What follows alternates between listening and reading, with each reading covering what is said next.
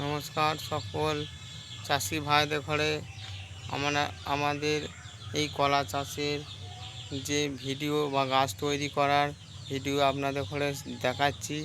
এই দেখুন কাঁদি, আর এই দেখুন কলা গাছের পাশে আর একটা চারা রয়েছে। এই যে চারা আপনারা দেখছেন, তার নিচে আবার চারা আছে। এই কলা চাষ আপনারা করবেন, জৈব সার ব্যবহার করবেন, গোবর সার বা প্রয়োজন মতন খোল দেবেন, রাসায়নিক সার অল্প দেবেন। এই চাষে লাভবান চাষ। এই চাষে আপনাদের ঘরে ঝড় থেকে সবসময় সচেতন হতে হবে। ঝড়ের জন্য আপনাদের ঘরে বাঁশ, প্রতি গাছে মোচ ফেলার আগে থাকতে বাঁশ বাঁধবেন বা এই এইটা রুমালিয়া ঝড়ে ক্ষতি হয়েছে। এই দেখুন কাঁদি দেখছেন, বাগানে কাঁদি, কিন্তু রুমালিয়া ঝড়ে ক্ষতি হয়েছে, তাই অনেক গাছে পাতা কেটে দিতে হয়েছে। এই দেখুন কাঁদি দেখছেন। এই চাষের জন্য আপনারা ধসার ওষুধ ব্যবহার করবেন। এর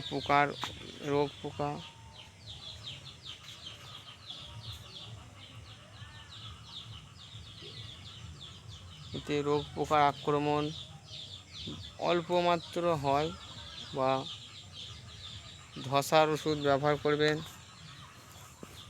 এই দেখুন, এটা রুমালিয়া ঝড়ে ক্ষতি হয়েছিল, অনেক গাছ উল্টে গেছে বা ভেঙে গেছিলো।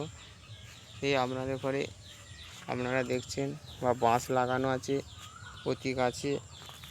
এই কাঁদি দেখুন, বড় বড় কাঁদি হয়েছে।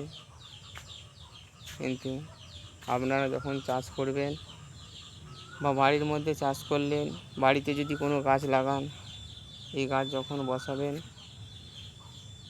সমতল জায়গায় বসাবেন, বা জৈব সার দেবেন, গোবর সার ব্যবহার করবেন, হালকা খোল বা দানা সার অল্প দেবেন, দিয়ে সেই গাছ বসাবেন।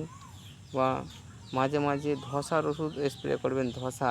গাছের পাতা হলদে হয়ে যাবে, বা ফল আসার সময় হলুদ হয়ে যায় গাছের পাতা, সেই সময় ধসার ওষুধ বা ম্যানকোজেব জাতীয় ওষুধ ব্যবহার করবেন।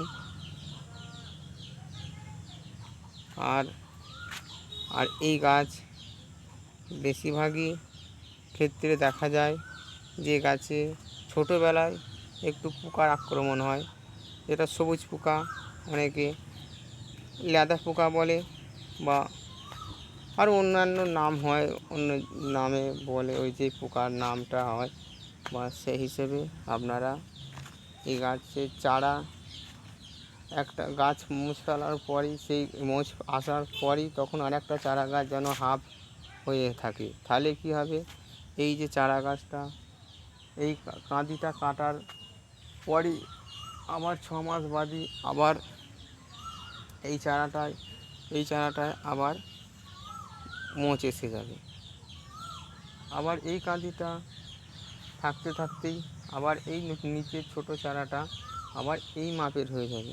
তাহলে একটা কলা গাছ লাগালে বছরে 3 মাস অন্তর, 6 মাস অন্তর সে কাঁদি কাটতে পারবে। প্রথম একটা বছর দেরি হবে, তার পরের বছর থেকে সে বছরে হিসেব করে দেখলে 2.5 মাস, 2বার ফল কাটতে পারবে। 2 থেকে 2বারে একটু শর্ট টাইমের মধ্যে ফল এসে যাবে।